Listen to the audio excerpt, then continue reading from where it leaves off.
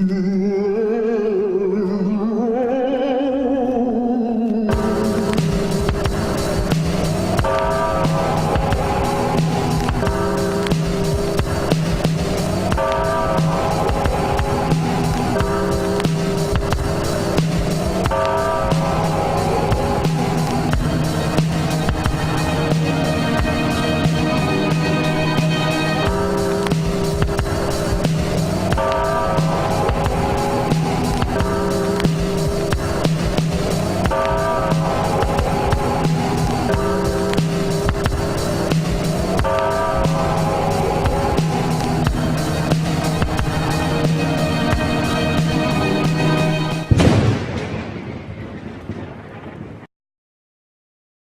and welcome to the 13 Nights of Horror! Ooh, spooky. Today we're going to be talking about killer clowns from outer space. Yes, so this movie came out in 1988. It is definitely a cult classic, very much like The Toxic Avenger, Attack of the Killer Tomatoes type of a movie.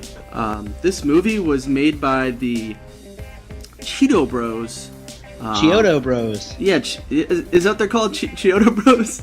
Chiodo Bros. But there's three of them. And I actually looked it up. They worked on various puppeteer movies, such as like Team America and that Critters movie. Oh man, so basically they got some money together in the 80s as a production company, put out a Hollywood movie that managed to keep them working. And then there's no sequel. There's no sequel. Doesn't look like there'll ever be one, but here's to hoping. Yeah, they made it big, and man, it's definitely like a low-budgeted film. The only actor I recognized in this movie was Mooney, the old man. Kurt, yeah, Mooney. He was in Animal House as the dean. What a salty old bastard he was in this movie. Yeah. Every line was mean and hateful. Uh-huh. It makes you not like the guy, and rightfully so. So yeah, basically the premise of this movie is it looks like a comet crashes down, but it's actually a circus tent. And it's a spaceship. Yeah. And a farmer that thinks it's Halley's Comet comes out and goes, "What in tarnation? You ate my dog!" Yo! Dude, he's such a kooky character, man. This movie is so good, man. We were saying it doesn't really take itself seriously because it knows it's a goofy movie. Come on, killer clowns. The clowns themselves look awesome. Oh my god! And it was all puppeteer, I guess animatronic masks they were wearing. Yeah, they look really good. Apparently, I also read that this movie cost $2 million to make, and that just went to the production. The clowns and visual effects was made with little cost by the brothers, so they actually put their own money into that. I guess. I know they repurposed some of the clowns' heads. I saw that as a fun fact to be used as trolls in Ernest Scared Stupid. Oh, they worked on that, I'm assuming then. Yeah. Yeah. Okay, that's cool. I noticed there were some dubbing issues though, also in the movie. I don't know if you noticed that. You could tell some parts like that one scene in the beginning where the ice cream truck guy is yelling to the crowd. Yeah. It doesn't even look like he's actually speaking those parts. Yeah. And then also, go ahead. No, I mean, it had some editing flaws. Yeah, and I'm like, come on, if I can point those out, you should be able to fix that. I don't know. Maybe they just didn't want to go back and redo some scenes.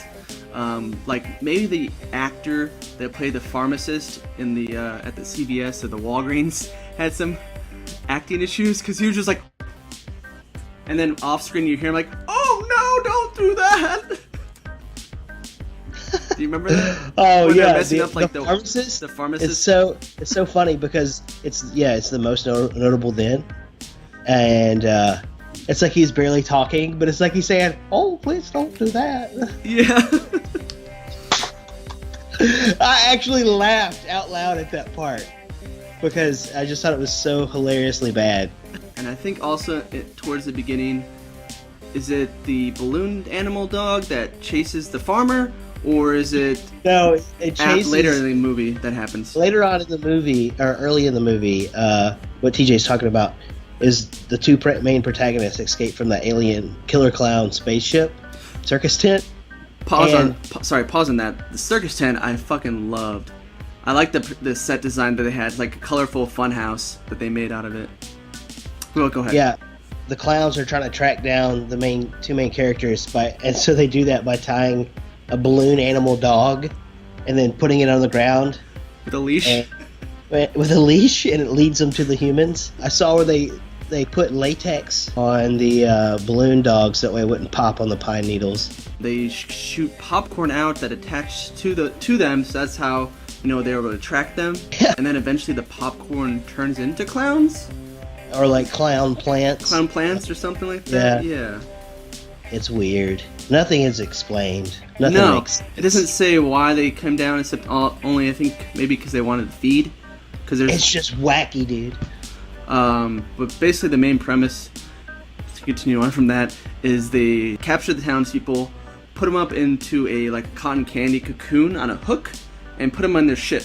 And then the only time you see them mess around with them to understand why they're doing this is you see a clown towards the endish of the movie pull out a weird ass bendy straw and suck blood out of it. Yeah, and sucks blood out of it like they're spiders. Yeah. That's what crazy bendy straw is. It's funny. I thought it was comical, dude. Yeah. I thought it was funny because it shows you the whole thing in slow motion, all the loops and zigzags and up and downs and side and side. They were proud of the design of the They're like, we just spent $70 on this crazy straw. We're going to show it off. But I also liked how each clown had kind of its own personality to it too. Yeah. There's that the little clown. One time it went to this biker gaming area. It was riding its little tricycle over there, and they smashed it. The clown got pissed and put on some boxing gloves and boxed the dude. What are you gonna do? Knock my block off? And then just punches his head clean off. It's hilarious. You should watch this movie. And also in the background of that biker scene, there was spray paint, right? I don't know if you remember. One of the spray paint murals said grass or ass. I thought that was funny. Oh, that's funny. Oh yeah, and then those, like I was saying before, the dubbing issue with the Ice Cream Men, Rick and Paul were their names, and they kind of remind me of Bulk and Skull from Power Rangers. They're goofy as idiots. That. Yeah, all they care about is women. It's oh my god, they're just straight one-minded characters. They walk into the clown spaceship at the end of the movie, and one of them goes, "Ooh, spooky." Oh my god, dude, it's wild. It's self-aware. It's great. There's one scene towards the end where there's a security guard in front of the funhouse, flying saucer circus tent, and he says, sees a group of clowns with pies in their hands, and he's like, "What do you do with those pies, boys?" And they throw it on him. And he melts. What do you do with those? Yeah, they originally wanted to get that character to be this actual famous clown, but they were worried that too many people wouldn't know who he is and not get the meta joke. That'd be cool if it was Bose with a clown or something. Yeah, it was supposed to be some famous clown originally. I did a good bit of research in this movie. It's fun. Oh, really?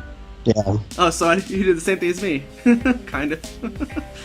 I not only enjoyed it, but I got to the point where I was like, let me see how this was made.